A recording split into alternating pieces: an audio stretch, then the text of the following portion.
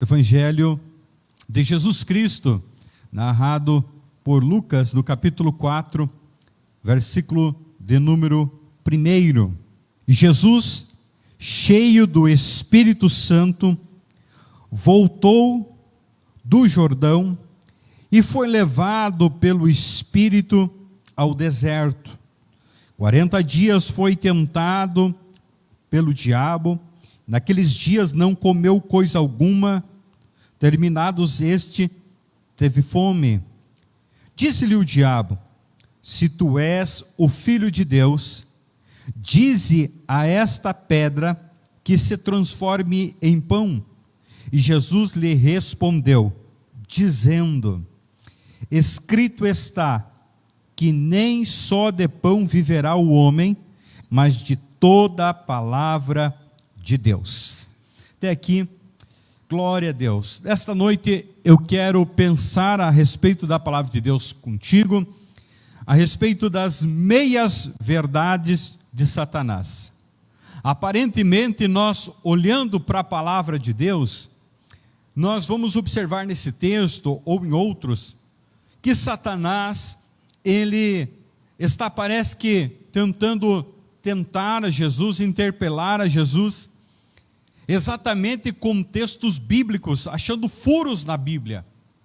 Só que a Bíblia é um livro que ele é a palavra de Deus. Ele não contém a palavra de Deus.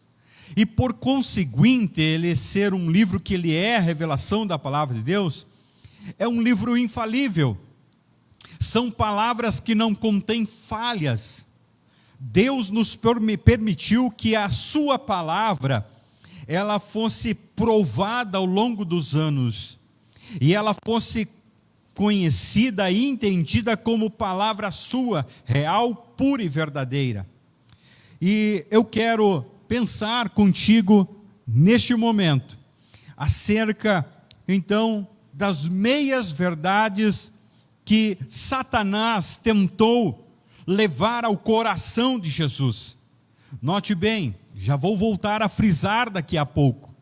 A palavra de Deus diz que Jesus tinha sido batizado e o Espírito tomou a sua vida. E após o Espírito tomar a sua vida, o Espírito conduziu ao deserto, lugares desertos, para ali ele ser tentado. Só faço uma ressalva. Se você observar do texto, Jesus Cristo estava plenamente como homem naquele lugar. Tanto é que, se você observar, Jesus nos fala a palavra do Senhor que ele não comeu. Mas, porém, o que nos dá a entender nos evangelistas que narram sobre esse texto, que ele tomou água. Porque ele estava numa plena condição de homem. Ele estava plenamente numa condição humana. Ali naquele lugar, não era o Messias Jesus, não era o homem sobrenatural Jesus, o Deus encarnado que estava ali, mas era o homem na parte humana, que é exposto a falhas, que é sujeito a falhas, que é sujeito a fraquezas, e o Espírito conduz ele para que na sua humanidade plena, ele possa não só ser tentado, mas como nos declara o escritor aos Hebreus no capítulo de número 4, lá o escritor diz que na presença do Senhor, Jesus foi tentado em tudo, mas com um grande diferencial. Ele foi tentado em tudo, mas sem pecado. Ele chegou diante do Pai sem pecado, para que ele pudesse ali se tornar o grande mediador entre Deus e nós. Então vejam só, Jesus foi tentado lá no deserto, depois de 40 dias, numa área emocional, que eu penso que é uma das mais sensíveis que afetam as pessoas. É a fome. É uma área emocional que deixa realmente muitas pessoas perturbadas. Muitas pessoas têm dificuldade. Tu quer ver o camarada de mau humor e se perder, ou perder a linha de raciocínio? Deixa ele ficar com fome por um tempo.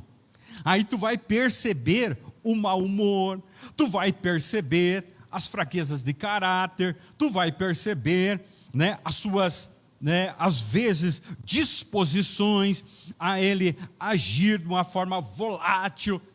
Jesus estava sendo tentado numa área que ela é uma das mais sensíveis para as pessoas. E Jesus estava nesta condição, exposto às mesmas circunstâncias que, como nós, tentados em áreas emocionais, às vezes somos. E diante deste momento de questão emocional, o diabo chega para tentar ele, da mesma forma como chega a tentar cada um de nós. Observe, o diabo deduz o que Cristo está passando. E ele, diante dessa circunstância, ele faz um grande apelo emocional para Cristo. Note bem, o diabo não lê a nossa mente. Muitas pessoas nos perguntam: o diabo tem poder de ler a minha mente? O diabo tem condições de saber o que eu estou pensando? A resposta é muito clara: não. A área da mente humana é o lugar em que Deus separou para ele morar plenamente. Ali onde está este lugar, é o fôlego de vida, onde está detendo a vida, e esta parte o diabo não tem domínio. Ele pode entrar no coração da pessoa, influenciar as atitudes da pessoa, tomar conta das atitudes da pessoa, envolver a pessoa em cadeias, em grilhões, em uma possessão, e começar a induzir a vontade, e se tornar realidade a forma de expressão de cada pessoa. Mas o demônio não tem condição de penetrar na nossa mente e saber o que nós estamos pensando. Ele não tem este poder. Deus não deu esta autoridade para o diabo. Esta faculdade é somente de Deus. Mas o que ocorre? Por forças das circunstâncias, o diabo está à espreita. A palavra de Deus diz que o diabo está em nosso derredor, rugindo como leão. Note bem a expressão bíblica: rugindo como leão, pastor Acácio. Ele não é leão, porque leão só existe um, que é o leão da tribo de Judá. Foi constituído como rei glorioso, poderoso, soberano, tremendo, e é ele que tem todo o poder nos céus e na terra. Ele não tem poder, mas ele quer tomar algo que não é dele. E se você observar, Jesus não foi discernido na mente pelo seu estado emocional. Às vezes o inimigo permite que lutas cheguem ao redor de você, porque ele quer perceber o teu estado emocional para te tentar na tua área de fraqueza, na tua área vulnerável, que você, às vezes, nem é a tua área vulnerável, mas tu está numa condição vulnerável. Jesus Cristo, a Bíblia diz que ele era acusado de quem comia muito, de beberrão, mas a Bíblia não diz que ele era. Então essa não era uma fraqueza dele. Tem circunstâncias que às vezes o inimigo te ataca e te acusa que não é a tua fraqueza. Você está exposto numa circunstância de fraqueza. Mas eu quero te dizer algo ainda mais tremendo. Deus nos permite às vezes nos levar aos limites, para Ele provar como nós estamos na presença de Deus, e para que nós percebamos que nós precisamos mais do Espírito Santo sobre a nossa vida. Observe, deixa eu te fazer uma pergunta: por que Jesus foi levado ao deserto? Ele foi levado ao deserto para ele ter o propósito de ele ter um momento de encontro com Deus e com o Espírito Santo. O Senhor o levou ele ao deserto para ele ter um momento de ele estar cheio do Espírito Santo. Mas lá no deserto, diante de uma graça sobrenatural, uma ação sobrenatural, um mover sobrenatural, Jesus agora, ele está com o seu emocional abalado. E diante do olhar e da circunstância do emocional aparentemente abalado, chega às vezes algumas vozes. Ele é tentado. Jesus parece que é tentado, o diabo começa a dizer: olha, você está aí sozinho, ninguém entende você. Você está aí exposto diante dessa circunstância. Deixa eu te fazer um convite só dessa vez. Só dessa vez você vai sair do propósito em que você está e você vai fazer algo que é correto. Afinal de contas, tu tem poder, transforma esta pedra em pão. Só dessa vez.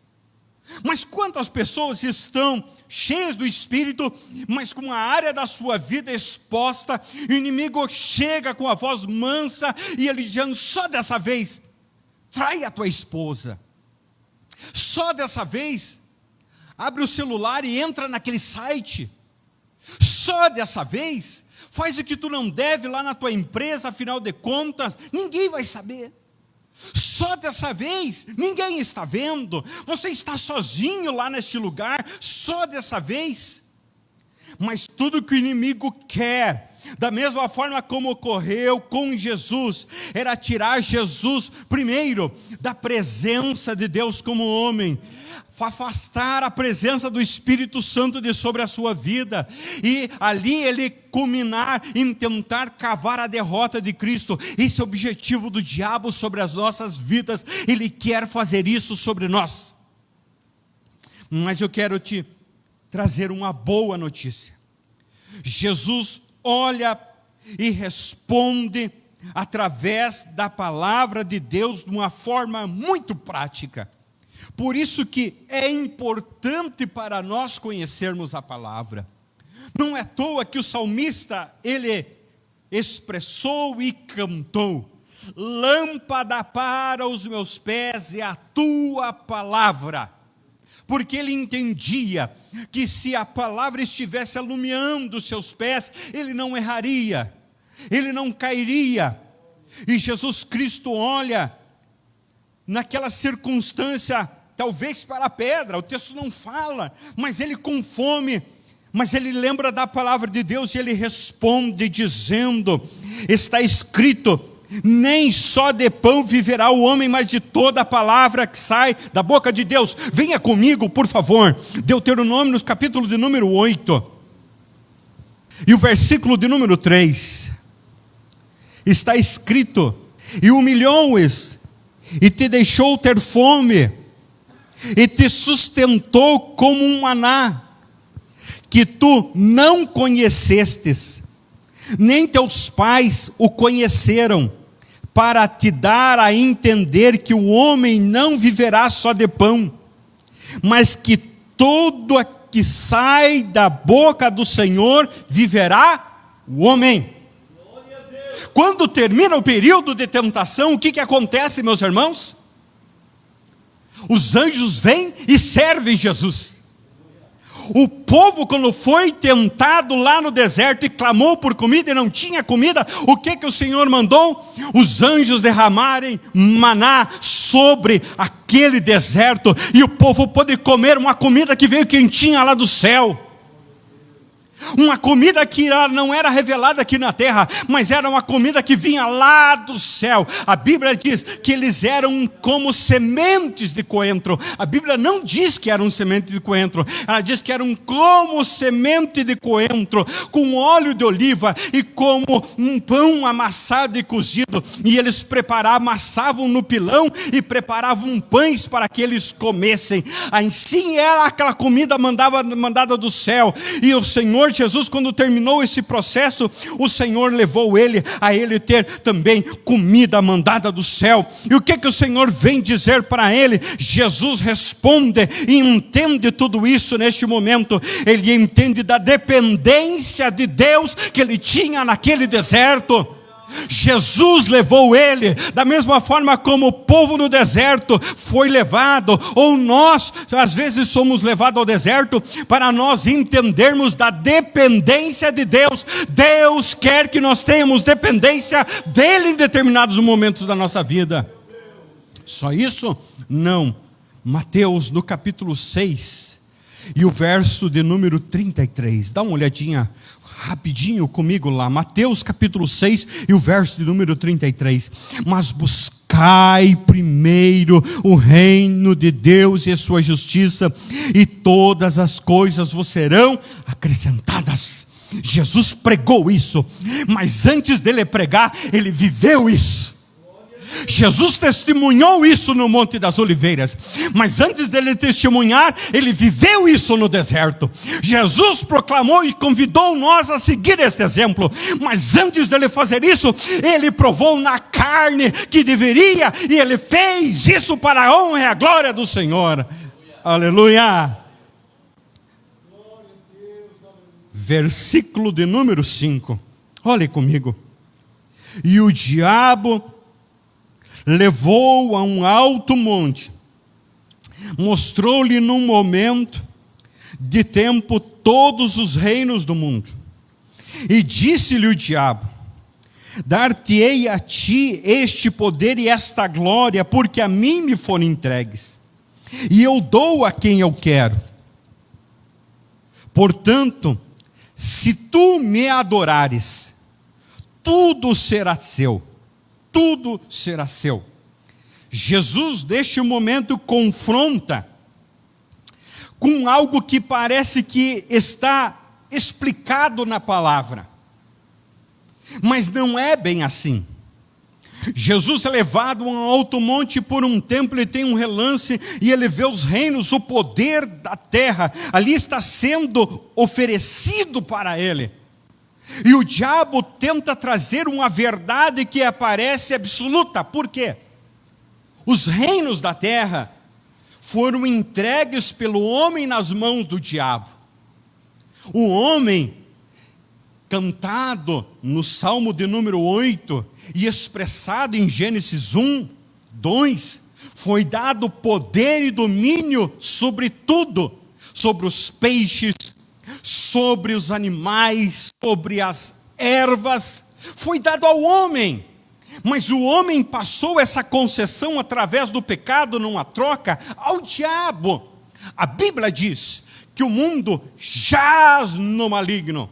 Paulo declara em Romanos capítulo de número 8, que a natureza clama pela adoção. Ela está gemendo com dores de parto. E por quê? Porque o mundo foi dominado pelo pecado, e a influência de Satanás está chegando até nos animais, nas plantas, está chegando e está quebrando o ecossistema, está quebrando a mente, a forma de pensar e de raciocínio das pessoas, está abalando toda a sociedade, e já não é de hoje. Então, ele tem um certo domínio, uma certa influência. A grande verdade absoluta é que nada é dele, ele roubou. Salmo de número 24, a terra, a sua plenitude são do Senhor. A palavra declara isso, mas agora ele chega de uma forma sorrateira para Cristo, como quem diz: vejam só, vamos olhar para a praticidade das coisas, vamos parar por aí. Você veio à terra que você se manifestou, né? A terra como Deus. Só que agora eu estou falando com o homem Jesus, e eu sei que é um projeto de Deus sobre você, homem Jesus. Deus quer que você se levante e você se torne o maior nome da história, que quer que você se levante e se torne o maior Messias. Você vai libertar todos os romanos, dos romanos a tirania que está ocorrendo na Palestina, e você será o grande, maior rei depois de Davi. Está prometido isso vai acontecer. Então deixa eu te dar uma força, deixa eu te dar uma mão. Se prostre e me adore, e esses reinos que você está vendo, vai ser teu. Você está predestinado para ser o Messias. Porém, olha, quer saber? Eu tenho um caminho mais curto para você. Eu tenho um caminho mais suave para você. Eu tenho um caminho mais leve para você. E você vai chegar no objetivo que está proposto por Deus para a tua vida. Deus propôs esse caminho. E você vai chegar. Mas tem uma condição: se prostre e me adore. Note bem, querido irmão, pode até parecer bonito, mas se contradiz a palavra do Senhor, não é certo. Pode até soar suave ao ouvido, mas se contradiz a palavra de Deus, não é lícito para nós. Por quê?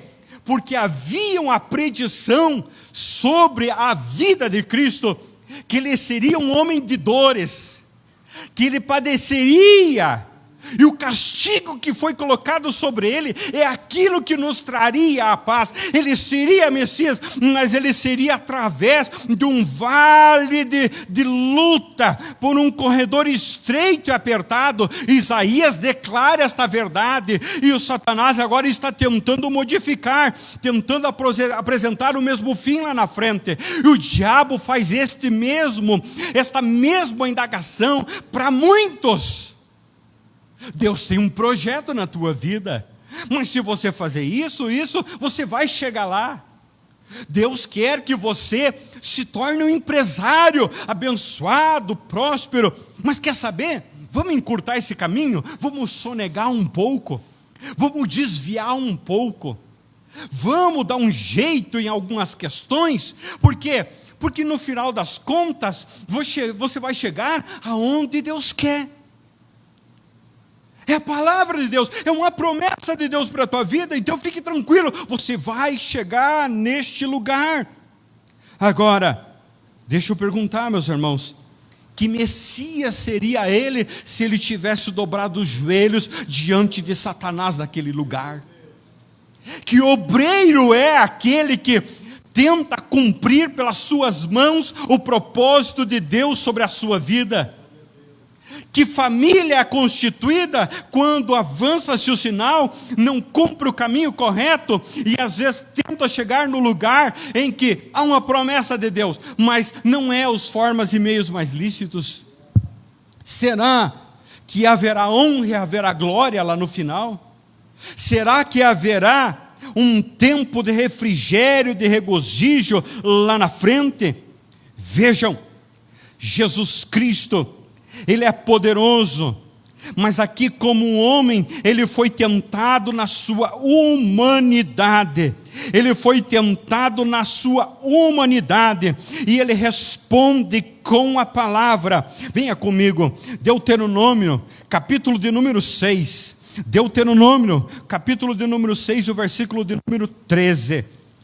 O Senhor teu Deus, tu temerás, e a Ele servirá, e pelo teu nome jurarás, não seguireis outros deuses, os deuses dos povos que houver à roda de vós.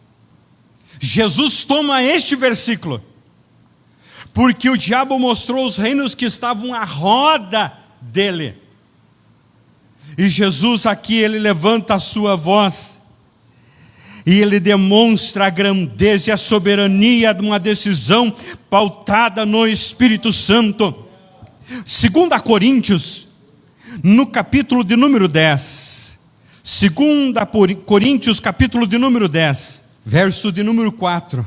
Porque as armas da nossa milícia não são carnais, mas sim poderosas em Deus, para destruir todas as fortalezas, destruindo os conselhos, toda a altivez que se levanta contra o conhecimento de Deus, levando cativo todo o entendimento a uma obediência de Cristo.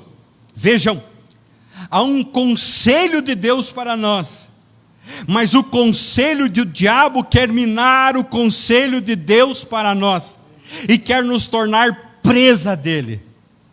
Era essa a intenção do diabo, tornar Cristo nobreza das suas decisões, mas ele não caiu na falácia do diabo. Ele não caiu na falácia do diabo. Verso número 6 de Lucas 4. Adorarás ao Senhor teu Deus e só a Ele servirás. Aqui está citado o início da sentença que Cristo proferiu. Glória a Deus. Verso de número 9. Levou também Jerusalém e pôs sobre o pináculo do templo e disse-lhe: se tu és o Filho de Deus, te lança de daqui abaixo, porque está escrito: mandará os teus anjos acerca de a te guardarem, e que te sustenham as mãos, para que nunca tropeces em pedras com o teu pé, alguma pedra.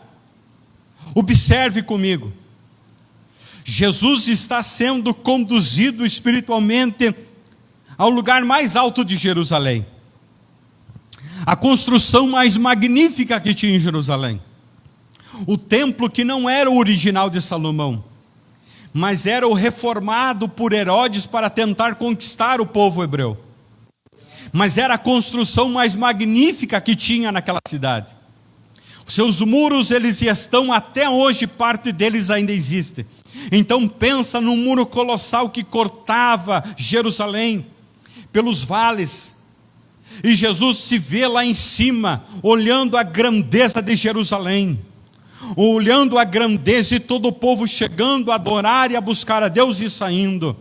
Satanás olha diante daquela grandeza, da autoridade que tinha sobre aquele lugar, e agora aprova ele, como quem dizendo: eu não sei se realmente, devido à circunstância de fragilidade, você tem alguma coisa com Deus.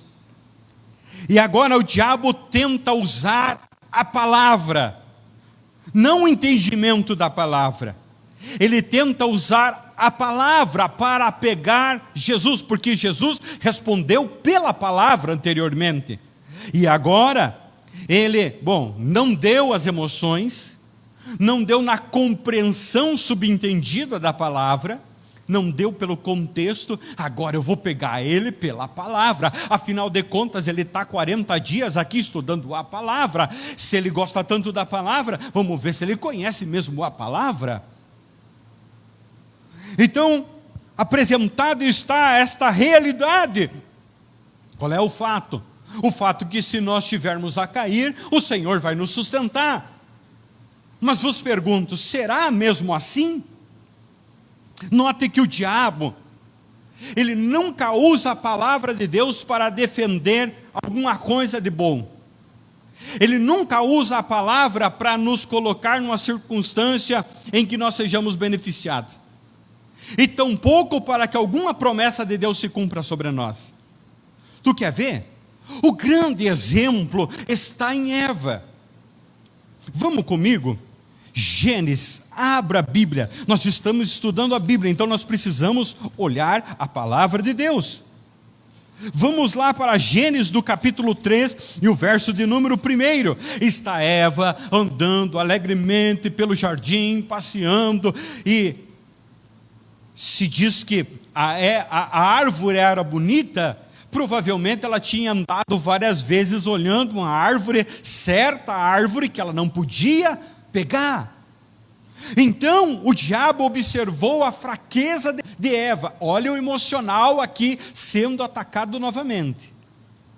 Ora, a serpente era mais astuta do que todas as animalias do campo que o Senhor Deus tinha feito, e esta disse à mulher: é assim que Deus disse: não comerás de toda a árvore do jardim? Disse a mulher à serpente: do fruto das árvores do jardim comeremos, mas do fruto da árvore que está no meio do jardim, disse Deus: não comeremos dela, nem dela tocaremos, para que nós não morremos. Agora vem a serpente e diz à mulher: certamente não morrerá. Mas a primeira frase que ele tenta engodar a mulher era: mas espera ali, Deus não disse que você podia comer tudo que estava aqui dentro? Então Deus está se contradizendo? Será que ele quis fazer uma pegadinha com você? Será que ele quis fazer uma charada? Será que na verdade, bem na verdade, se você olhar bem os originais da palavra, não quer dizer que ele disse para você comer tudo, porque afinal a primeira sentença, inclusive para Adão, é que ele podia comer de tudo? Será que não era bem assim?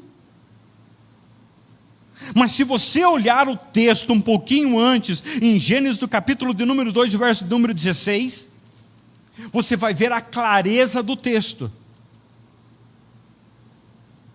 E ordenou o Senhor Deus ao homem, dizendo: de toda a árvore do jardim comerás livremente. Espera lá, a serpente falou a verdade ou ela mentiu?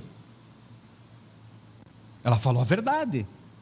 Mas porém ela não falou a letra miúda do contrato, aquela que ninguém lê, o versículo seguinte.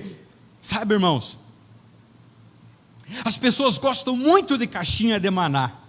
Eu não vou brigar com a caixinha de maná, mas as pessoas gostam muito de pegar ali, e ver o que Deus quer falar com elas. Mas ali só tem promessa. Então Deus nunca vai falar coisa ruim na caixinha de promessa. Por quê? Porque só tem coisa boa. E tem pessoas que fazem dessa forma. Eu vou fazer um negócio, quero ver se Deus quer falar comigo ou não. Em vez de pedir uma palavra de conselho do pastor, em vez de orar, em vez de pedir uma confirmação de Deus, ela pega, tira uma palavra e sempre vai ser uma palavra boa. Qual que foi a palavra liberada para Eva? A primeira palavra que Deus disse, aquela que ela queria ouvir. Mas a segunda palavra, que estava na própria boca do Deus, que entregou a eles, essa Eva não queria ouvir, e ele também enganou.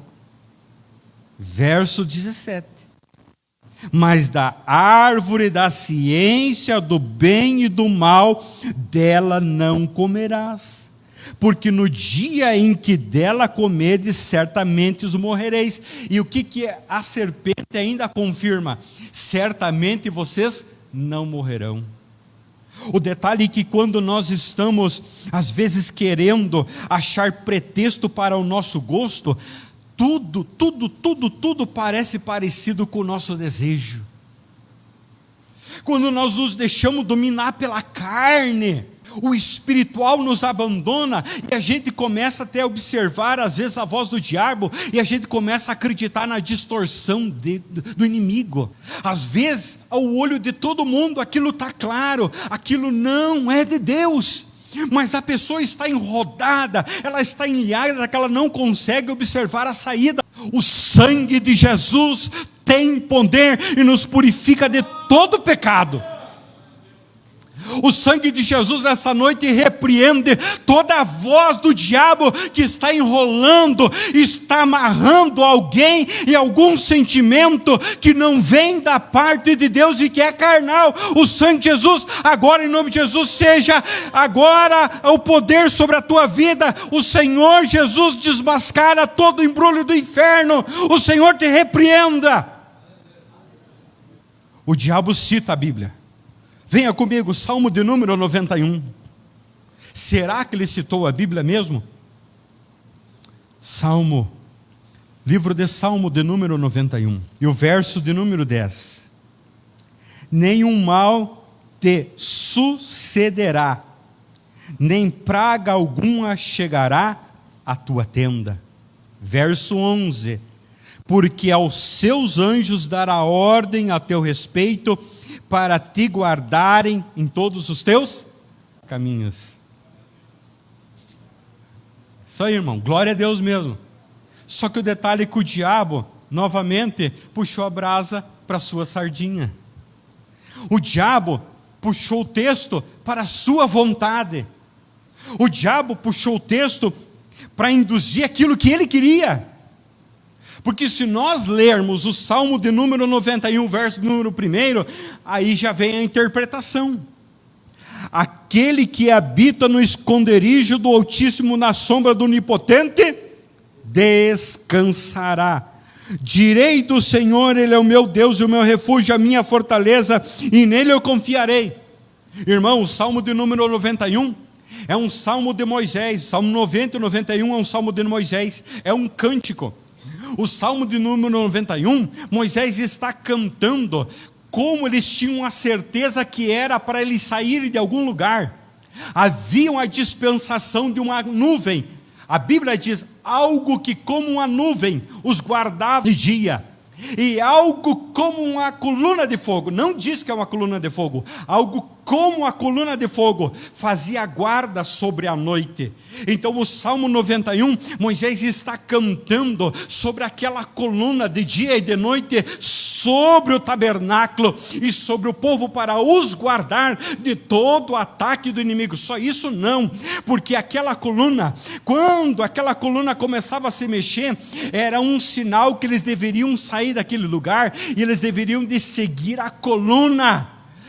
Aonde a coluna fosse, eles iriam, e era o sinal que aquele lugar era o lugar para eles estarem. Quando a coluna parava, era o lugar para eles parar. Por quê? Porque havia a presença de Deus sobre aquele lugar, ou seja, Deus levou eles lá, e Deus tinha compromisso de guardar eles por onde Deus tinha levado. Agora, por onde Deus não levou, Ele não tem compromisso de guardar ninguém. Agora, quem que levou Jesus lá ao pináculo do templo? Foi o diabo ou foi Deus? Então Deus não tinha compromisso de guardar Cristo lá naquele lugar. Por quê? Porque ele não tinha sido levado pela nuvem. Ele tinha sido levado pelo diabo. Ele tinha sido conduzido àquele lugar pelo inimigo. Agora, se Jesus tivesse sido conduzido pelo Espírito Santo, ele podia fazer o que ele quisesse, porque a presença de Deus estava com ele. Meu irmão, se você está sendo conduzido pela nuvem da presença de Deus, Deus tem compromisso com a tua vida, Deus tem compromisso com a tua casa, Deus tem compromisso com tudo que está sobre as tuas mãos e sobre você para te guiar e te guardar. Mas se você não estiver debaixo da nuvem, olha lá, alto lá, cuidado, porque Deus não tem compromisso e só tem as ciladas, laços do passarinheiro para tragar a tua vida. Deuteronômio capítulo 6, o verso 16 e 17. Olha o que escrito está: não tentareis o Senhor vosso Deus, como tentastes em Massá. Diligentemente guardareis os mandamentos do Senhor vosso Deus, como também os seus testemunhos, os seus estatutos, que te tem mandado. O que aconteceu em Massá, pastor César? Em Massá o povo não tinha água para tomar. Em Massá o povo estava com sede. Em Massá o povo começou a murmurar e brigar contra Deus, e eles começaram a tentar a presença de Deus. E Deus disse: olha, levanta esse cajado e estende sobre a rocha, porque eu estou cansado desse povo reclamar. E deu-se aquele lugar de Massá e Meribá, um lugar da tentação em que o povo tentou Deus indevidamente. Porque se Deus tinha levado eles para aquele vale, é porque Deus ia dar suprimento naquele vale. O diabo queria que Jesus contradizesse a palavra e entrasse por esse caminho de tentar a Deus. Tu está no caminho, na direção de Deus, meu irmão, não tente Deus. Chegue na presença do Senhor com um olhar confiante e com o coração contrito e diga: Senhor, eu estou no caminho que o Senhor me mandou andar. Eu estou vivendo como um homem e uma mulher digna. Eu preciso de ajuda sua, Senhor. O Senhor me trouxe aqui.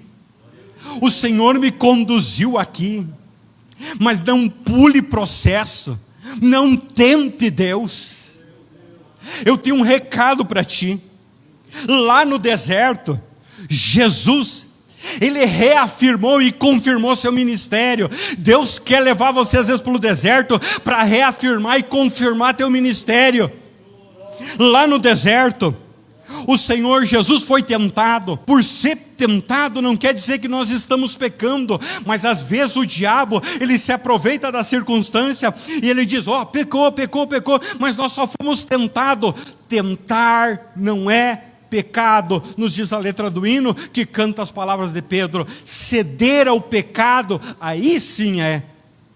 Lá no deserto, Jesus, ele foi levado para ser tentado, mas note bem, Jesus não foi tentado no templo quando ele ia para adorar uma vez em Jerusalém ao ano. Jesus não foi tentado no batismo. Ou foi? Não foi. Ele saiu do batismo e foi para o deserto. Não é dentro da casa do Senhor, não é na comodidade entre os irmãos que você vai ser tentado, meu irmão. Às vezes é sozinho lá na tua casa, às vezes naqueles desertos que você está, naquela circunstância que realmente só você sabe a circunstância que você está, um tempo de solidão, um tempo de apreensão, um tempo de angústia. É lá que você vai ser tentado, mas é lá que o Espírito Santo vai estar contigo, é lá que o teu Espírito Santo quer te encher e tornar um crente mais fiel você. Mas vejam só, Jesus estava lá no deserto sendo tentado, mas o início do capítulo 4 que eu comecei a ler com os irmãos, ele fez menção, e Jesus foi levado, mas ele foi cheio do quê? Do Espírito. E é o que nós podemos entender, ele não estava só cheio do Espírito, ele estava cheio da palavra.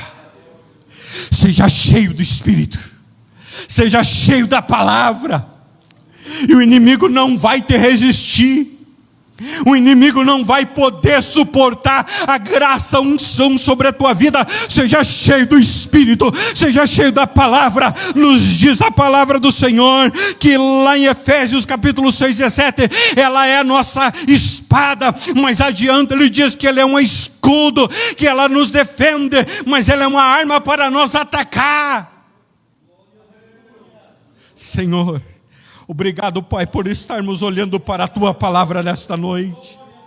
Obrigado, Pai, por podermos estar, Senhor eterno, observando a Tua palavra.